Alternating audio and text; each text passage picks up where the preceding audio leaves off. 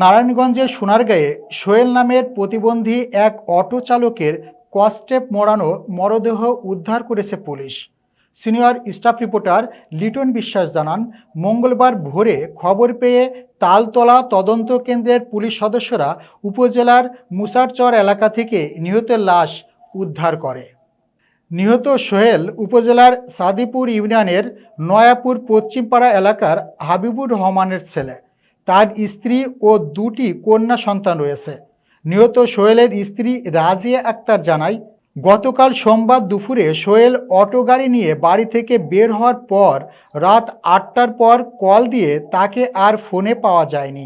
সকালে খবর পেলাম তার মরদেহ পাওয়া গেছে মুসারচর উত্তরপাড়া রাস্তার ঢালে। এ বিষয়ে সোনারগাঁও থানার ভারপ্রাপ্ত কর্মকর্তা মহিবুল্লাহ জানান, অটো চালকের মরদেহ উদ্ধার করে ময়নাতদন্তের জন্য নারায়ণগঞ্জ জেনারেল হাসপাতালে প্রেরণ করা হয়েছে।